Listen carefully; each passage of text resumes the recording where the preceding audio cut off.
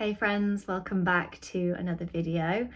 If you are new to me and this space, my name's Sophie and I work as an artist, somatic coach and yoga teacher, and I combine all of those things, those modalities to support people, mainly sensitive, anxious souls, people in their 30s and 40s, mainly women, but I support a variety of people. Anyone is welcome in this space. That's just who comes to me, but everyone, I aim to create a welcoming space for everyone if you feel safe enough to.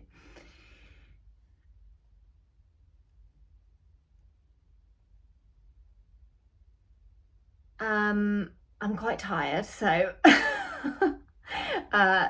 this isn't my first time trying to record a video. So just getting my thoughts in order. I've been thinking a lot recently about being open, like open and curious. That is something that I bring into my somatic coaching sessions. It's what I bring into my art workshops for adults. So this open, like, playfulness. How can you be curious about what's coming up for you and be curious about the process. And over February, I started the year with every day intention to be open and curious, like what is possible.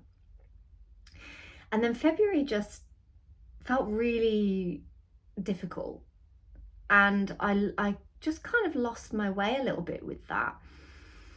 And I was reading about anxiety and fear, and I mean, essentially, when we don't feel safe, and when we feel anxious, and when we feel depressed, or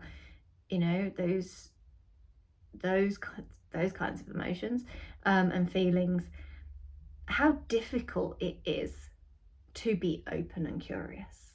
It's not impossible, but it's really hard from that space to think, well, what's possible here? And that was something that I kept having to come back to myself when I was worrying about work and everything in the things in the world feeling quite heavy. Like there was we can get into this really heavy space, and if you are in that heavy space, then my heart goes out to you, and I hope you find some respite from it, especially if you are in a country that is having a really challenging time, whether that is war, whether that is presidents, so there's a whole wide range of things that can kind of stop us from being open and curious. And this came from I ran a day retreat recently, and I created a piece of artwork which I always like to make an affirmation. So it was, I am open to what's possible in this moment. And I print them out and give everyone a little A5 affirmation card. And I made this at a time when I wasn't feeling that open and curious. But I guess that's part of it. It's like I'm open to the idea of it. Like, it might not be happening for me right now, but I'm open to the idea of it. And I was just thinking about that, what to do. What do we do when we want to be a little bit more open? How do we somatically shift from this fear, maybe freeze, not knowing which direction to turn in? How do we actually shift out of that, because it's our nervous system is sensing that something is a threat, that we're in danger. Whether it's a real threat or a perceived threat, it doesn't matter. There is something going on in your system telling you we don't feel safe right now. And when we don't feel safe, well, we're not going to be, it's harder to be curious, it's harder to be creative, like it's not needed. If you need to run or fight, talking like back in the day, you're not going to be thinking, oh, but I want to sit down and paint. Like, if we think of it from a primal space. So I've been thinking about this recently, because I myself really wanted to shift out of that really anxious space into how can I be more open and curious, because things aren't going to get done. Like, I'm not going to be able to run my business, I'm not going to be able to do these videos, I'm not going to be able to show up from this fear-based space. And I think it's good to share with you that I experience human emotions too. I think there is this kind of idea that if we're a yoga teacher, or if we're a somatic coach, or if we do, that we have everything together, but we experience emotions. Like, that's the long and short of it. But it's recognizing it and being able to use the tools that we have, being able to sit with the emotions, doing something that is more healthy and positive to cope, rather than escapism or drugs or alcohol or whatever it might be. Sometimes we need that. Sometimes that's our way of coping, and that's okay if that's where you are. So you can tell that I'm not prepared for this video, but I was talking about it this week, and I shared a reel on Instagram, and it was, how do we somatically shift from that's what I was going to say. I was going to say we're in that headspace of run, this primal space of run, fight, play dead. So acknowledging and recognizing that that's human, a part of being human. Like, if we're like, why am I struggling? Why am I not able to do this? It's because you're in survival mode, and we all experience it, and it's a very normal thing to experience. So a few ways to be able to shift from that primal part of the brain and somatically shift into a more open and curious space there's a couple of things. We can get out into nature. We can change our environment. Like, we can get out into nature. Nature is such a powerful tool, a powerful healer for for bringing us into the present moment, for just this kind of, I just find the spaciousness of nature, being in a field, a wide open space, a park, or being around big trees, or like, it kind of just puts it into perspective for me. And if I'm sat in this room and I'm getting really anxious, or I'm looking at my phone, or I'm looking at my work to-do list, and I'm just getting really overwhelmed, getting outside, getting into nature and walking, moving my body, like moving shifts your nervous system. You shift your physiology. So it's one of those things that we don't often do. When we are anxious, or especially if we're in freeze or shut down, it's hard to move, it's hard to get going. But actually, just going for a little walk, doing some little bits of movement in your body that feel safe enough or comfortable enough can start to shift your nervous system. Movements that happen from the neck down through the waist, the torso, activates the vagus nerve, so your parasympathetic nervous system can switch on. And yeah, so we can combine being in nature. If you have a back garden, you can go out into the back garden, but we can combine being in nature with movement, going for a walk, doing some light, gentle stretches. Just something that kind of brings us back online, or shifts the energy, the nervous, anxious energy that's building up.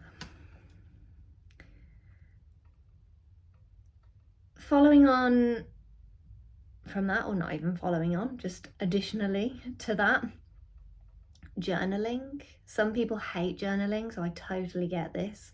And this isn't a everything's going to work for you. This is a choose what works, try it out, see what happens, be curious about it. So journaling, writing down how you are feeling, and then reflecting back over it. So I think sometimes writing down how we feel and journaling can kind of perpetuate it. We kind of get stuck in we can get stuck in that mindset, especially if we're going over and over it. But actually going back over what you've written and questioning it and being curious about what was coming up and reframing it and thinking, is that really true? What is safe for me in this moment? Or what can I how could I reframe this particular thing that's coming up for me?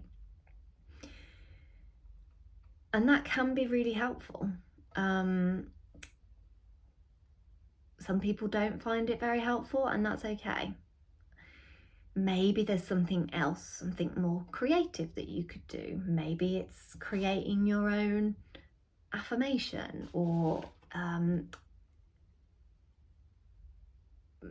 it doesn't have to be anything. It can literally just be getting creative, doing something playful, doing some knitting, sewing, gardening, so many different things that we can do that are creative. Let me just double check, because my brain is disappearing from me.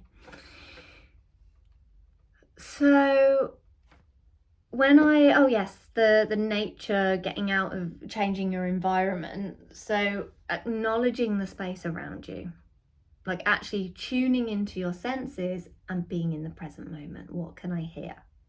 What can I see? What can I smell? What can I feel? And really taking your time to go through those different things and those different senses, spending a bit of time with them, not rushing through, because I think, especially if we are anxious, we kind of rush through and try and get things done, because that's the kind of space that we're in. But really allowing yourself to slow down and look around and remember that you're in your environment.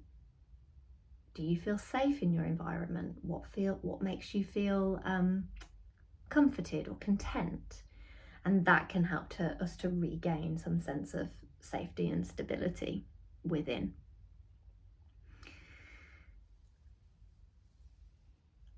With the journaling, that was what I forgot to say.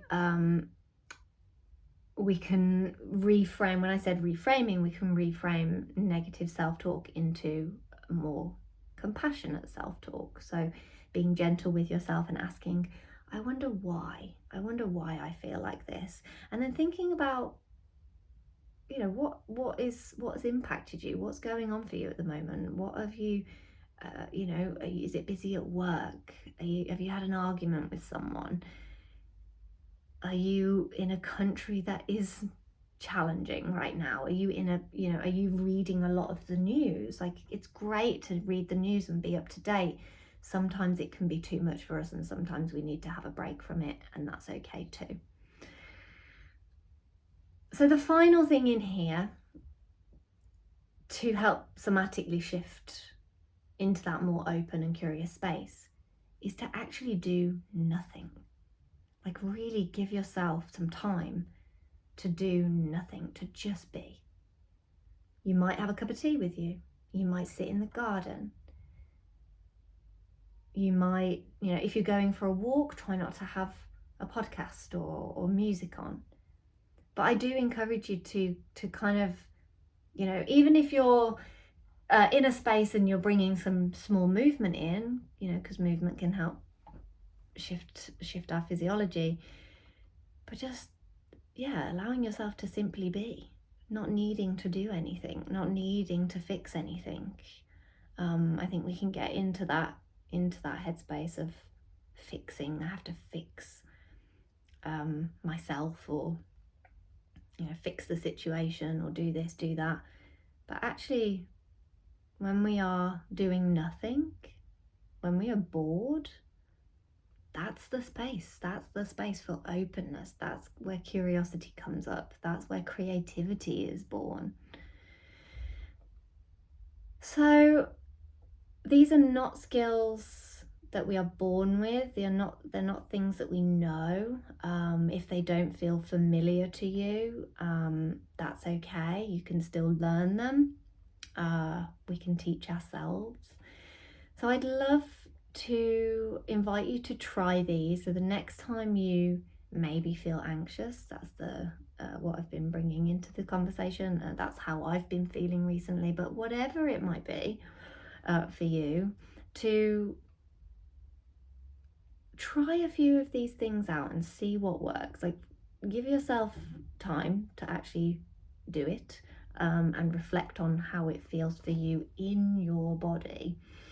So sometimes we can go through the motions with these things, but actually taking a moment to pause after you've done some journaling, because it gets it out of your head and onto the paper. To pause, to sit back and go, how do I feel now? I wonder how I feel now. Like, that's the curiosity. Like, how do I feel now?